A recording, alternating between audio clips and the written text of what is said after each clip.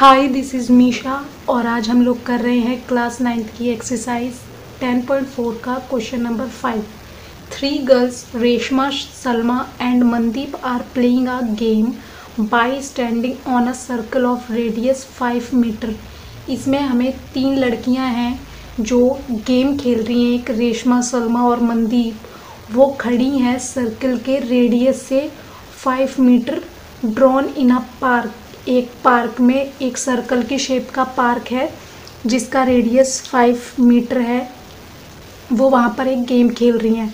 तो Reshma throw a ball to Salma, तो Reshma ball फेंकती है सलमा की तरफ एंड सलमा मनदीप की तरफ एंड मनदीप फिर से रेशमा की तरफ। If the distance between Reshma and Salma and Reshma is 6 centimetre, जो डिस्टेंस है रेशमा और सलमा के बीच में और जो डिस्टेंस है सलमा और मनदीप के बीच में वो है 6 metre each. What is the difference between Reshma and Mandeep, तो हमें बताना है कि रेशमा और मनदीप के बीच का जो डिफरेंस है वो कितना है। तो इस तरीके से हम एक सर्कल ले लेंगे हैं, ये इसका सेंटर है O, ठीक है। यहाँ पर रेशमा खड़ी है, यहाँ पर सलमा और यहाँ पर मनदीप, ठीक है। ये सेंटर से 5 मीटर की दूरी पर रेशमा है, 5 मीटर की दूरी पर सलमा और 5 मीटर मनदीप। तो जो रेशमा है, ये रेशमा सलमा को बॉल फेंकती है और सलमा मनदीप को फेंकती है। ये जो दूरी है ये है 6 मीटर। तो हमें बताना है कि रेशमा और मनदीप ये वाली RM ये कितना मीटर का है, हमें ये बताना है। और ये इस तरीके से हम सबसे पहले हम लिखेंगे, हमें गिवन क्या क्या दे रखा है। तो हमें गिवन में दे रखा है कि जो OR है, ये OR ये इक्वल है OS के, OR इक्वल है OS और OS इक्वल है OM के। कितना है ये 5 मीटर का इनका डिस्टेंस है। एंड जो RS है, RS इक्वल है SM के, ये है 6 मीटर। तो हमें प्रूव करना है कि फाइंड करना है, टू फाइंड RM, ये जो RM है इसका कितना डिस्टेंस है ये हमें फाइंड कर कर दिखाना है। तो सबसे पहले हम क्या करेंगे, कंस्ट्रक्शन करेंगे। कंस्ट्रक्शन में हम क्या करेंगे, हम एक यहाँ से O से एक लाइन ड्रॉ करेंगे, परपेंडिकुलर बनाएंगे, इसको नाम दे देंगे P। तो हम करेंगे ड्रॉ OP परपेंडिकुलर RS पर हम एक परपेंडिकुलर ड्रॉ करेंगे। उसके बाद अब हम देखेंगे क्वाड्रिलेटरल ORSM। ये जो ORSM है इज़ अ काइट, एक काइट की शेप का है। ये क्वाड्रिलेटरल का ये एक टाइप होता है, ये एक काइट की शेप का है। तो अब ये जो है, तो जो क्वाड्रिलेटरल होता है उसमें क्या होता है कि एक मेन डायगोनल होता है और एक क्रॉस डायगोनल होता है जो एक दूसरे को काटते हैं। लेकिन इसमें हमेशा जो मेन डायगोनल होता है वो बाइसेक्ट करता है, ना कि क्रॉस डायगोनल। तो जो मेन डायगोनल होता है वो क्या होता है, ये इस तरीके से हम देखेंगे जो RM है वो बाइसेक्ट कर रहा है OS को। ये हमें इसमें कैसे पता चलेगा कि क्रॉस डायगोनल कौन सा है और मेन डायगोनल कौन सा है। तो हम जो RM है ये है इस तरीके से, जब हम ऊपर का पार्ट देखते हैं ये होता है मेन डायगोनल। जो RM है वो मेन डायगोनल है क्योंकि जो हमारी ऊपर की साइड है OR और OM दोनों 5 सेंटीमीटर की हैं। तो ये क्या होगा कि ये 5 सेंटीमीटर है और हम नीचे की देखेंगे तो ये दोनों 6 की हैं। तो इसका मतलब जो ये बीच वाली लाइन है ये है मेन डायगोनल। तो जहाँ पर ऊपर वाली 1 बराबर होती हैं और नीचे वाली 1, और क्रॉस डायगोनल क्या होता है, ये वाला OS, इसमें क्या होता है ऊपर की अलग होती है और नीचे की साइड अलग होती है। इसको हम बोलते हैं। तो हम लिखेंगे कि अब हम इसको मान लेंगे, ये जो है इसको हम मान लेंगे एंगल 1।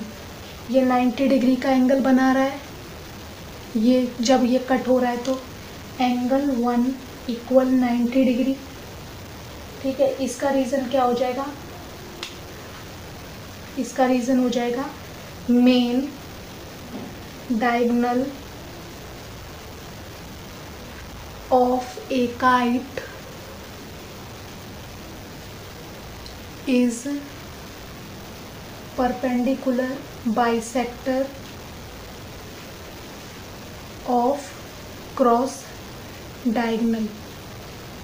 जो काइट का मेन डायगोनल होता है वो परपेंडिकुलर बाइसेक्टर बनाता है क्रॉस डायगोनल पर। ठीक है, तो अब हम क्या करेंगे कि जो एंगल 1 है वो 90 डिग्री का है, तो इसका मतलब जो RT है ये इक्वल पार्ट में काटेगा इसको। ठीक है, तो RT हम लिख सकते हैं कि जो RT है वो इक्वल है TM के। इस तरीके से ये हमारा इक्वल हो जाएगा, इसका रीज़न यही हो जाएगा। उसके बाद अब हम क्या करेंगे कि जो OP, ये हमने OP जो बनाया है OP परपेंडिकुलर है RS पर, इसका रीज़न हो जाएगा according to construction, according to construction. उसके बाद जो RP है, RP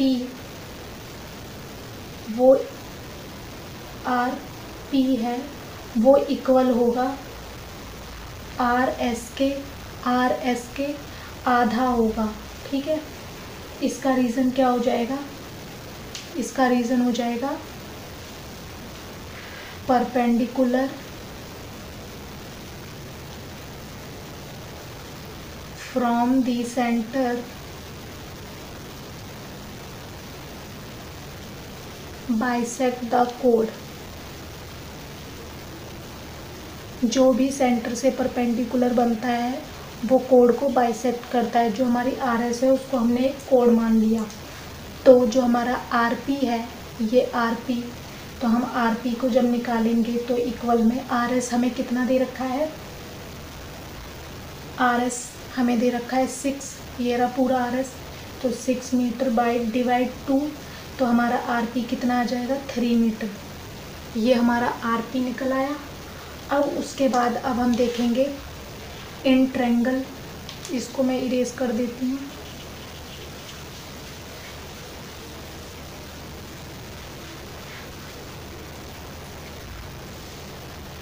इन ट्रायंगल OPR, हम इतना ट्रायंगल लेंगे, उसमें हम देखेंगे जो OR है, OR का हम स्क्वायर करेंगे, OP का स्क्वायर करेंगे प्लस RP का स्क्वायर करेंगे। ठीक है, तो OR हमें कितना दे रखा है 5 एंड OP हमें नहीं पता तो हम एज इट इज़ लिख देंगे, और RP हमें दे रखा है 3 जो कि अभी हमने निकाला था। तो 5 5 25, OP एज इट इज़, और 3 3 ज़ा 9, 25 माइनस 9, OP का स्क्वायर, 25 में से 9 गए 16, इक्वल में OP रूट कर देंगे तो आ जाएगा 4 मीटर।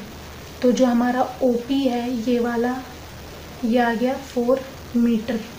ठीक है, उसके बाद अब हम एरिया करेंगे, एरिया ऑफ ट्रायंगल ORS। ये ORS इस पूरा ये एक ट्रायंगल बन रहा है, इसका हम एरिया करेंगे। तो एरिया होगा इसका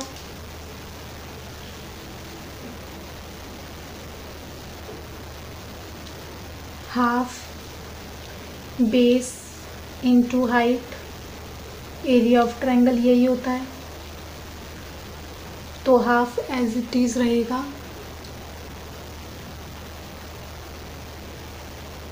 तो हाफ एज इट इज़ रहेगा, तो हम इसमें बेस मान लेते हैं R, एस को हम इसमें पहले बेस मान लेते हैं R S, into O P को हम हाइट मान लेते हैं O P half, into R S कितना है, आर एस है 6 एंड ओ पी है 4। अभी हमने निकाला 2 से इसको कट कर देंगे तो बचा 12।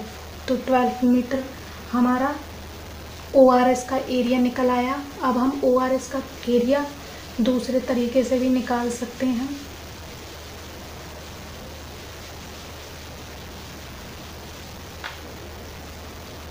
Area of triangle O R S is equals to half base into height. इसमें हम बेस मान लेंगे, बेस मानेंगे हम ओ एस को और हाइट मान लेंगे हम आर टी को। हाफ ओ एस हमें कितना दे रखा है 5 and R T as it is क्योंकि दिया नहीं है हमें, तो ये हमारी हो जाएगी सेकंड इक्वेशन और ये हमारी हो जाएगी फर्स्ट इक्वेशन। तो हम क्या करेंगे, फ्रॉम फर्स्ट एंड सेकंड हम दोनों इक्वेशंस को देखेंगे। तो हम लिखेंगे 12 इधर लिख लेंगे फर्स्ट वाला इक्वल में half into 5 into R T, और जब हम 12 को करेंगे तो ये 2 इधर डिवाइड हो रहा है, इधर जाकर मल्टीप्लाई हो जाएगा और 5 नीचे आ जाएगा। आर टी 12 टू ज़ा 24 आ गया 5 एंड आर टी।